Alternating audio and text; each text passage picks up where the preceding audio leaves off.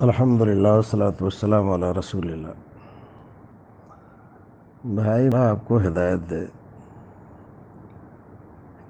آپ کیوں اتنا غصہ ہے اور کیوں اس قدر مشتعل ہو کر جو بات نہیں کہنی چاہیے وہ کہہ رہے ہیں، اور جو الزام نہیں لگانا چاہیے وہ لگا رہے ہیں، جو دعوے نہیں کرنے چاہیے وہ دعوے کر رہے ہیں۔ آپ عاقل بیچارے نے کیا کیا ہے؟ عاقل نے ایک فتویٰ مفتی عام کا وائرل کر دیا۔ اب ساری دنیا اگر عاقل کو برا بھلا کہہ رہی ہے تو عاقل کا اس میں قصور کیا ہے؟ عاقل نے تو صرف اردو دنیا کو وہ فتویٰ سنایا ہے، اس سے زیادہ تو کچھ کیا نہیں ہے۔ پھر اس نے ایک ویڈیو اور بنا کر سعودی ہی کے دو دیگر علماء کرام کے، شیخ عثیمین اور شیخ بن باز، ان کا موقف بھی بتا دیا ہے۔ اب دونوں باتیں اس نے بتا دیں، پھر بھی اگر جاہل لوگ اس کے لتے لیں تو یہ ان کی شرست کے بگاڑ کی دلیل ہے، نہ یہ کہ اس نے کوئی جرم کیا ہے اس کو مجرم مان کر اس کو جاہل یا گوار کہا جائے۔ جاہل ہیں وہ لوگ جو اس پر واویلا کر رہے ہیں۔ یہ دو موقف ہمیشہ سے ہیں، کوئی آج کا تو ہے نہیں۔ آج سے تقریباً 10 سال پہلے میں نے یہ مسئلہ احباب دیوبند کی جماعت اہل حدیث پر کچھ تازہ کرم فرمایا، اس میں لکھا ہے دیوبندیوں نے ہمارے اوپر الزام لگایا تھا کہ اہل حدیث زیورات میں زکوٰۃ کے قائل نہیں ہیں، اور ہم نے اس میں جواب دیا ہے کہ علماء اہل حدیث اس بارے میں دو رائے ہیں۔ کچھ علماء بلکہ اکثریت اس بات کی قائل ہے کہ زیورات میں زکوٰۃ ہونا چاہیے۔ مئو کے ایک فاضل جامعہ فیض عام کے سابق شیخ الحدیث، انہوں نے باقاعدہ اس پر ایک کتاب لکھی ہے زیورات میں زکوٰۃ کے تعلق سے۔ اور ایک طبقہ اہل حدیث کا ایسا ہے جو یہ کہتا ہے زکوٰۃ نہیں ہے، اس میں نواب صاحب وغیرہ ہے۔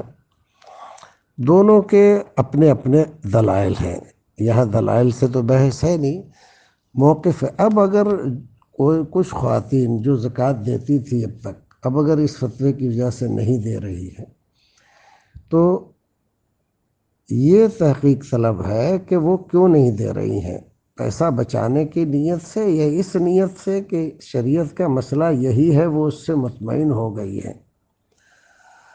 پھر دوسرا مسئلہ یہ ہے کہ جو لوگ زیورات کے نام پر آدھی کلو 1 کلو سونا گھر میں رکھے ہوئے ہیں اور یہ سوچ کر کہ یہ تو زیورات میں ہے اور اس کی زکوٰۃ نہیں دیتے، کیا یہ درست ہے؟ ظاہر ہے کہ یہ درست نہیں ہے۔ تو موقف کیا ہے؟ موقف تو اہل حدیث علماء کی اکثریت کا یہی ہے کہ زیورات میں زکوٰۃ ہے۔ پرسوں ایک دلی کے ایک آدمی نے مجھ سے یہی مسئلہ پوچھا تو میں نے 2 لفظ میں اس کو بتلایا کہ اکثریت قائل ہے اس کی۔ اس نے پوچھا تھا کہ یہ زکوٰۃ دینا چاہیے نہیں دینا چاہیے، تو میں نے اس کو جواب دیا کہ اکثریت زیورات میں زکوٰۃ دینے کی قائل ہے۔ اس نے اس کو بالکل الٹا کر کے تمام میں وائرل کر دیا۔ اب اس میں بتائیے میرا کیا قصور ہے؟ کسی آدمی کی نیت خراب ہو اور وہ لوگوں میں خلفشار کرے تو اس سے مجرم وہ ہے، نہ کہ ہم۔ اب آپ جو کچھ بھی کر رہے ہیں بلا دلیل کے دعوے کر رہے ہیں، الزام لگا رہے ہیں، اور وہ آیتیں جو کافروں کے بارے میں اتری ہیں وہ میرے اوپر چشمہ کر رہے ہیں، کیا یہ انصاف ہے آپ کا؟ آپ کیا کر رہے ہیں؟ اللہ آپ کو ہدایت دے۔ بھائی یہ مسئلہ واضح ہے، ہمیشہ سے علماء میں اس میں اختلاف ہے، جو آدمی جس رائے سے مطمئن ہے اس پر وہ عمل کر سکتا ہے۔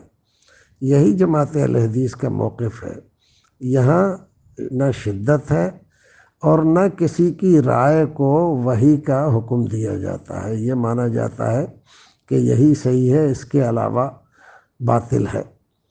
مقلدین کیا کرتے ہیں؟ مقلدین آمین اہل حدیثوں نے جب اس پر عمل شروع کیا تو انہوں نے یہ الزام لگایا، سب لوگ بڑے اطمینان سے تھے، انہوں نے آمین کا مسئلہ نکال کر اختلاف کھڑا کر دیا۔ رفع الیدین کے مسئلے پر بھی یہی کہا، اور ان کے سارے الزامات تو یہی ہیں کہ ہندوستان میں سب لوگ بڑے اطمینان سے رہتے تھے، ان لوگوں نے یہ مسائل نکال کر یہاں اختلاف ڈالا ہے، وہی روش آپ اختیار کر رہے ہیں۔ بھئی یہ مسئلہ تو ہمیشہ سے تھا، آج کا تو ہے نہیں، صحابہ کرام کے زمانے سے چلا آ رہا ہے۔ کچھ صحابہ کرام قائل تھے اس بات کے کہ زیورات جو زیر استعمال ہیں ان کی زکوٰۃ دی جائے گی، اور کچھ اس کے قائل تھے کہ ان پر زکوٰۃ نہیں ہے، جو زیر استعمال ہیں، جو آپ نے رکھا ہوا ہے گھر میں سونا، اس پر آپ زکوٰۃ دیں گے۔ تو یہ مسئلہ تو وہاں سے خیر القرون سے چلا آ رہا ہے، آج کون سی نئی بات ہوئی ہے جو آپ اس طرح کے الزام تراشی کر رہے ہیں؟ اور عاقل بھائی کو کوئی جاہل کہہ رہا ہے، گنوار کہہ رہا ہے، یہ کہہ رہا ہے، وہ کہہ رہا ہے، تو وہ خود ہی جاہل اور گنوار ہے۔ تو اس کی وجہ سے یہ تھوڑی ہے کہ کوئی بات اگر صحیح ہے اور کہی جا سکتی ہے تو اس کو روک دیا جائے گا۔ بھائی یہی تو امت کا اصل مسئلہ ہے کہ یہاں پر رائے آخر کا نہ احترام ہے، نہ اس کو گوارا کیا جاتا ہے۔ جو مسئلہ ہم اب تک مانتے تھے، عمل کرتے تھے، اس کے خلاف کوئی کہے گا تو اس کا گلا دبائیں گے، الزام تراشی کریں گے، اس پر فتوے لگائیں گے، اس کو جاہل بتائیں گے، اس کو فتنہ پرور کہیں گے۔ یہ روش ٹھیک نہیں ہے، اور اس پر نظر ثانی کی ضرورت ہے۔ آپ بھی نظر ثانی کر لیں۔ اللہ ہمیں آپ کو سب کو نیک عمل کرنے کی توفیق عطا فرمائے، اور تھوڑی سی رواداری رکھنے کی توفیق بخشے۔ اپنے بھائیوں کے سلسلے میں اتنی سختی کسی طرح مناسب نہیں ہے۔